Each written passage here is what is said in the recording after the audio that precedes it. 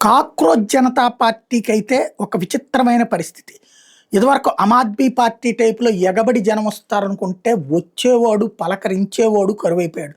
మొన్న అమెరికా నుంచి వచ్చినటువంటోడికి రాగానే ఘన స్వాగతం లభించేస్తుందని ఎయిర్‌పోర్ట్ అంటూ social media, print media, electronic media ప్రతి చోట భారీ ఎత్తున ప్రచారం జరిగింది. అతనేదో ఆదర్శ పురుషుడు, ఆకాశరాముడు అన్నటువంటి కోణంలో ప్రొజెక్ట్ చేసుకొచ్చారు. తీరా చూస్తే ఎయిర్‌పోర్ట్ దగ్గరికెళ్ళిన వాళ్ళు కరువయ్యారు. ఆ పైన జంతర్ మంతర్ దగ్గరకొస్తే ఈడ్చిపెడితే 2000 మంది రాకపోవడం అన్నటువంటి. చివరికి ఆ వచ్చినోళ్ళలో కూడా ఎక్కువ మంది యూట్యూబర్లు, సోషల్ మీడియా ఇన్‌ఫ్లుయెన్సర్స్ ఉన్నారు.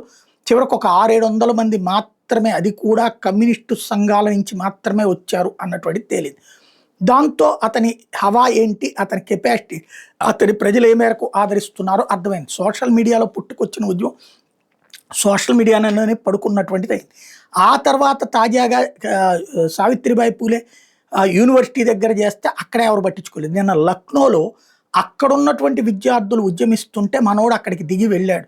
ఆ కార్యక్రమంలో పాల్గొనడానికి వెళ్తే నువ్వు వచ్చి మా దాంట్లో పాల్గొనాల్సిన అవసరం లేదు, మేము చేస్తున్న ఉద్యమంలో నీకేంటి సంబంధం పొమ్మన్నారు. అక్కడ కూడా పోనీ లక్షలాది వేలాది అంటే కాదు, 100 మంది వాళ్ళు చేస్తున్న ఉద్యమం.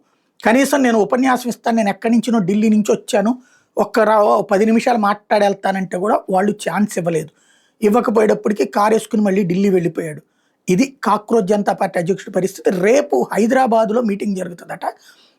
ఇవాళ అనుకుంటా హైదరాబాద్లో యాజిటేషన్ జరుగుతుందట. హైదరాబాద్లో జరిగే యాజిటేషన్కి తను అటెండ్ అవ్వచ్చు. ఇక్కడ కాంగ్రెస్ పార్టీ, కమ్యూనిస్టులు ఏమన్నా అతనికి ఏమన్నా ఛాన్స్ ఇవ్వచ్చు.